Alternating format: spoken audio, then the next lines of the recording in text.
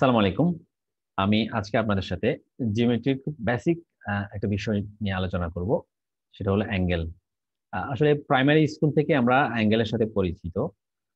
তখন আসলে খুব কষ্ট করে অ্যাঙ্গেল গুলা মুখস্থ করতাম। পরীক্ষায় পড়ার সময় আসতো, আহ, বিভিন্ন অ্যাঙ্গেল গুলো আসতো, চিত্র সহ সেগুলো আমাদেরকে লেখা লাগতো। তো যাই হোক, সেগুলো হয়তো বা আমরা এখন অনেকেই তা ভুলে গিয়েছি। আমি আজকে আপনাদের কাছে কোয়াড্রানের মাধ্যমে যে অ্যাঙ্গেল গুলো তৈরি হয় বিভিন্ন কোয়াড্রানে, তা চিত্রের সাহায্যে দেখানোর চেষ্টা করব। আশা করি আপনাদের তা মনে করা সোজা হবে। আমার কোয়াড্রান্ট নিয়ে বেসিক কনসেপ্ট অফ জিওমেট্রি একটা ভিডিও আছে, সেটা আপনারা দেখতে পারেন। আমি ডেসক্রিপশনে লিংক দিয়ে দিব। তো এখন আসুন, এই যে এটা যদি এক্স অ্যাক্সিস হয় এবং এটা যদি ওয়াই অ্যাক্সিস হয়, এখানে সমান চারটি ভাগে ভাগ হয়েছে, অর্থাৎ এখানে চারটি কোয়াড্রান্ট আছে। প্রত্যেকটা কোয়াড্রান্টের মান হচ্ছে 90 ডিগ্রি, অর্থাৎ টোটালটা হচ্ছে 360 ডিগ্রি। তো এই ফার্স্ট কোয়াড্রান্টে যে অ্যাঙ্গেল তৈরি হয়, সেই অ্যাঙ্গেলটাকে কি অ্যাঙ্গেল বলে তা আমরা জানবো। ফার্স্টে একটা কোণ যদি উৎপন্ন হয়, সেটা ফার্স্ট কোয়াড্রান্টে তৈরি হলো। এই কোণটি অবশ্যই 90 ডিগ্রির চেয়ে ছোট, অর্থাৎ ফার্স্ট কোয়াড্রান্টে যে কোণগুলো উৎপন্ন হবে সেগুলো অবশ্যই 90 ডিগ্রির চেয়ে ছোট হবে। তাহলে এই কোণগুলোকে কি বলা হয়ে থাকে? এই কোণগুলোকে অ্যাকিউট অ্যাঙ্গেল, আর বাংলায় যদি আমরা বলি তাহলে সূক্ষ্মকোণ বলা হয়ে থাকে।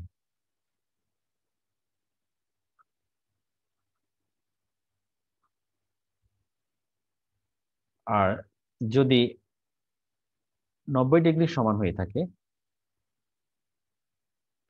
থিটা সমান 90 ডিগ্রি, তাহলে তাকে কি অ্যাঙ্গেল বলা হয়ে থাকে? তাহলে হবে সেটা রাইট অ্যাঙ্গেল। আর বাংলায় যদি আমরা সেটা বলি তাহলে সেটা হবে সমকোণ। অর্থাৎ এক সমকোণ সমান 90 ডিগ্রি। এখন 90 ডিগ্রির চেয়ে বড় যদি যে কোণগুলো আছে সেগুলো অবশ্যই সেকেন্ড কোয়াড্রান্ট হবে।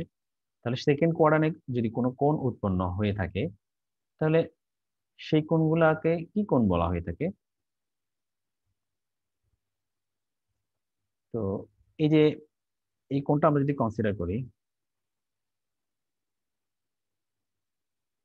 এক্স অক্ষের সাথে, অবশ্যই এটা 90 ডিগ্রির চেয়ে বড়। অর্থাৎ সেকেন্ড কোয়াড্রান্টে যে কোণগুলো উৎপন্ন হবে সেগুলো অবশ্যই 90 ডিগ্রির চেয়ে বড় হবে। তবে সেটা 90 ডিগ্রির চেয়ে বড় হলেও 180 ডিগ্রির চেয়ে অবশ্যই ছোট হবে। তাহলে 90 ডিগ্রির চেয়ে বড় এবং 180 ডিগ্রির চেয়ে ছোট এই কোণগুলোকে বলা হয়ে থাকে অবটিউজ অ্যাঙ্গেল,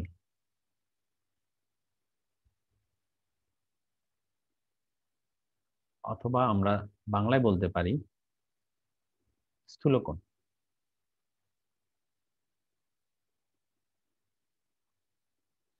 তাহলে যদি থিটা ইকুয়াল টু 180 ডিগ্রি হয়, অর্থাৎ আমরা ফার্স্ট কোয়াড্রান্ট জানি 90 ডিগ্রি, সেকেন্ড কোয়াড্রান্ট আরো 90 ডিগ্রি, টোটাল 180 ডিগ্রি। যদি 180 ডিগ্রি হয়, তাহলে সেই কোণটাকে কি বলা হয়? সেই কোণটাকে বলা হয়ে থাকে স্ট্রেইট অ্যাঙ্গেল। আর বাংলায় যদি আমরা তা বলি সেটা হবে সরল কোণ। অর্থাৎ এক সরল কোণ সমান 180 ডিগ্রি। এখন প্রশ্ন হচ্ছে, 180 ডিগ্রির চেয়ে বড় যে থার্ড কোয়াড্রান্টে যে কোণগুলো আছে এবং 360 ডিগ্রির চেয়ে ছোট এবং ফোর্থ কোয়াড্রান্টে যে অ্যাঙ্গেল গুলো আছে, সেই অ্যাঙ্গেল গুলাকে কি বলা হয়ে থাকে? আমরা এখানে একটা অ্যাঙ্গেল কনসিডার করতে পারি। আমরা যদি এই অ্যাঙ্গেলটা কনসিডার করি, অর্থাৎ অথবা এই অ্যাঙ্গেলটা আমরা কনসিডার করতে পারি, এগুলো অবশ্যই 180 ডিগ্রির চেয়ে বড় হবে এই কোণগুলা।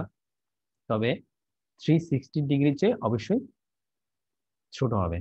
তাহলে এই অ্যাঙ্গেল গুলাকে বলা হয় রিফ্লেক্স অ্যাঙ্গেল। আর আমরা যদি বাংলায় বলি তাহলে সেটাকে বলা হয় প্রবৃদ্ধ কোণ। দেখুন, প্রাইমারি স্কুলে বা আমাদের হাই স্কুলে আসলে এগুলা মুখস্থ করতে অনেক কষ্ট হতো, কারণ তখন হয়তো আমরা না বুঝে মুখস্থ করতাম। অথচ দেখুন, এই 360 ডিগ্রি মাঝে কিন্তু আমরা বেসিক যে কোণগুলো আছে সেগুলো যদি এভাবে চিন্তা করে মনে রাখি, তাহলে আসলে আমরা যে কোনো সময় মনে করতে পারবো। আমি আরেকবার রিভিউ দিই যে ফার্স্ট কোয়াড্রান্টে 0 ডিগ্রি থেকে 90 ডিগ্রি মাঝে যে কোণগুলো উৎপন্ন হবে সেই কোণগুলোকে বলা হবে অ্যাকিউট অ্যাঙ্গেল বা সূক্ষ্মকোণ। আর যদি সেটা 90 ডিগ্রি হয় তাহলে সেটাকে বলা হবে রাইট অ্যাঙ্গেল, এক সমকোণ সমান 90 ডিগ্রি। যদি 90 ডিগ্রির চেয়ে বড় কিন্তু 180 ডিগ্রির চেয়ে ছোট, সেগুলোকে বলা হবে অবটিউজ অ্যাঙ্গেল বা স্থূলকোণ। আর যদি 180 ডিগ্রি সমান হয়ে থাকে তাহলে সেটাকে বলা হবে স্ট্রেইট অ্যাঙ্গেল বা সরল কোণ, অর্থাৎ এক সরল কোণ সমান 180 ডিগ্রি। এবং থার্ড এবং ফোর্থ কোয়াড্রান্টে 180 ডিগ্রির চেয়ে বড় এবং 360 ডিগ্রির চেয়ে ছোট যে কোণগুলো আছে সেগুলোকে বলা হয় রিফ্লেক্স অ্যাঙ্গেল বা প্রবৃত্ত কোণ। আশা করি আপনারা বুঝতে পেরেছেন। আর আশা করি আপনাদের মনে রাখার সুবিধা হবে। ভিডিওগুলো যদি ভালো লাগে তাহলে শেয়ার করার অনুরোধ থাকলো। আমার পরবর্তী ভিডিওতে আমি বিভিন্ন ধরনের ট্রায়াঙ্গেল নিয়ে আলোচনা করব। সবাই সুস্থ থাকবেন, ভালো থাকবেন। ধন্যবাদ।